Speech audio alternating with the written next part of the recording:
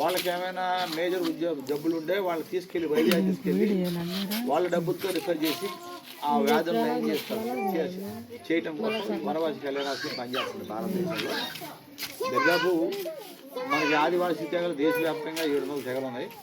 దాంట్లో మన తెగల్లో బాగా ఇరకబడడం కొండల కోడల్లో తెగలని కోసం ప్రభుత్వాలు కొన్ని కార్యక్రమాలు చేస్తున్నాయి, మంచి కార్యక్రమాలు సోలార్ కానీ అవన్నీ చేస్తారు. దాంతోపాటు వాళ్ళు ఏంటంటే మిషన్ ప్లేస్లో కనీసం విద్య లేని ఏరియాల్లో విద్య లేని ఏరియాలో తల్లిదండ్రులు లేకుండా అభాగ్యులై పాపం పోషణకి దూరమైన పిల్లలకి ఉచిత వైద్యం ఇస్తూ వాళ్ళ క్రీడా రంగంలో అనేక రంగాల్లో చదివిస్తూ వాళ్ళ విద్యారంగంలో ఉన్నతులు చేస్తూ వాళ్ళ ఉద్యోగ అవకాశాలు కల్పిస్తున్న సంస్థ ఇది.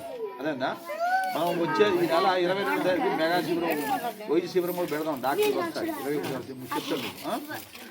ఏంటంటే వాళ్ళు ఈ ప్రాంతాల్లో కొంత కలెక్ట్ చేసి ఈ ప్రాంతాల్లో కనీసం వసతులు లేక బట్టలు కూడా కొనుక్కోలే పరిస్థితుల్లో కుటుంబాలు ఉంటే కొంత వాళ్ళు అక్కడక్కడ కలెక్ట్ చేసి రిటర్న్ చేస్తారు గ్రామాలు, మన గ్రామాలు ఇవ్వాలి.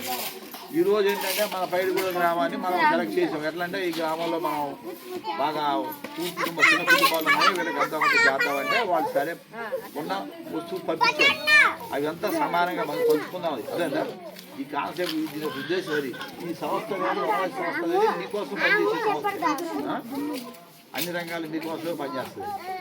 అదేవిధంగా ఈ ఆదివాసీల అభ్యున్నతి కోసం దేశవ్యాప్తంగా మే నెలలో ఢిల్లీలో పెద్ద ర్యాలీ ఒకటి పెడుతున్నారు. ఆ ర్యాలీకి మన ప్రధానమంత్రి మోడీ గారు, అమిత్ షా గారు, మన రాష్ట్రపతి ముర్ము గారు వస్తున్నారు. దానికి తర్వాత మీకు దానికి ఎలా వెళ్ళాలి ఏంటి తెలుగు యువకులు కొద్దిగా యాక్టివ్గా చైతన్య యువకులు ఉంటే పంపించి ఏర్పాటు చేద్దాం. దానికి ఏర్పాటు సంస్థ చూసుకోవడం. కానీ టికెట్ వాల్యూ ఉంటుంది. ఈ విషయాలు పూర్తిగా తర్వాత ఎవరు అట్లా యాక్టివ్గా మేము ఢిల్లీ పోదాం యువకులు ఉంటే పేర్లు ఇవ్వండి, ఇస్తే మనం దాన్ని వాళ్ళకి రికమెండ్ చేసి పంపించి ఏర్పాటు చేయాలి. ఇది అసలు ఈ కార్యక్రమం ఉద్దేశం. ఒక్కొక్కరు మీల దగ్గరకు వచ్చి ముందు మహిళలకు శారీ సోమ చెప్పండి, ఇచ్చినాక ఫోటో దిగి మీరు ఇక్కడికి వచ్చేసిన అందరికీ నమస్కారం అండి. ముందుగా ఈ కార్యక్రమానికి రామారావు గారు, అలాగే మన ప్రెసిడెంట్ గారు రండి, మన మండల అధ్యక్షుడు వారు, అలాగే గ్రామస్తులకు నమస్కారం అండి. అయితే ఈ బట్టలు వనవాసి కళ్యాణాశ్రమం అని చెప్పేసి ఇది దేశ విదేశాల్లో ఉన్న పెద్ద సంస్థ. ఈ సంస్థ అంటే ముఖ్య ఉద్దేశం ఏంటంటే పేద పిల్లలకు ఉచితంగా బట్టలు, చదువు, వైద్యం, రకరకాల ఏవైతే ఉన్నాయో మీ పిల్లలు కనుక చదువుకోవాలనుకుంటే వాళ్ళే 1వ తరగతి నుంచి వాళ్ళు డాక్టరా, ఇంజనీరా, కలెక్టరా ఇవన్నీ కూడా చదివించగలరు. కాబట్టి మీరేంటంటే ఈ సంస్థలు కనుక ఎవరైతే తల్లిదండ్రులు లేని పిల్లలు ఉంటే వాళ్ళే మొత్తం కూడా దత్తత తీసుకొని ఆ పిల్లల్ని పెంచుకోవడం జరుగుతుంది సంస్థ వాళ్ళు.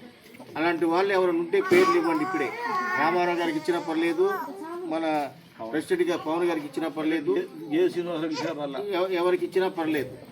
ఆ దత్తత తీసుకుని వాళ్ళు ఏంటంటే ఒక దేశానికి ఒక శక్తిలా తయారు చేస్తారు. ఈ తాగుడు వ్యవహారం, పీకుడు వ్యవహారం ఇవన్నీ ఏమి ఉండవు. ఒక కలెక్టర్ చదువుకుంటే కలెక్టర్ చదివిస్తారు, డాక్టర్ చదివిస్తారంటే డాక్టర్ చదివిస్తారు. ఇలాంటి మంచి సంస్థ ఇది. కాబట్టి మీరు పిల్లలు చెడు అలవాట్లకి దూరంగా ఉండి మన ఊరు అభివృద్ధికి చదివే ముఖ్యం. కాబట్టి ప్రతి ఒక్క పిల్లవాడిని కూడా చదివించాలి. గవర్నమెంట్ కూడా చాలా వసతులు కల్పిస్తుంది. అలాగే ఈ సంస్థ నుంచి కూడా మీకు ఏది కావాలన్నా కూడా మీకు ఏర్పాటు చేయడం జరుగుతుంది. కావున ఈ అవకాశాన్ని ఉపయోగించుకోవాలని కోరుకుంటూ మీ అందరికీ నా యొక్క ధన్యవాదాలు.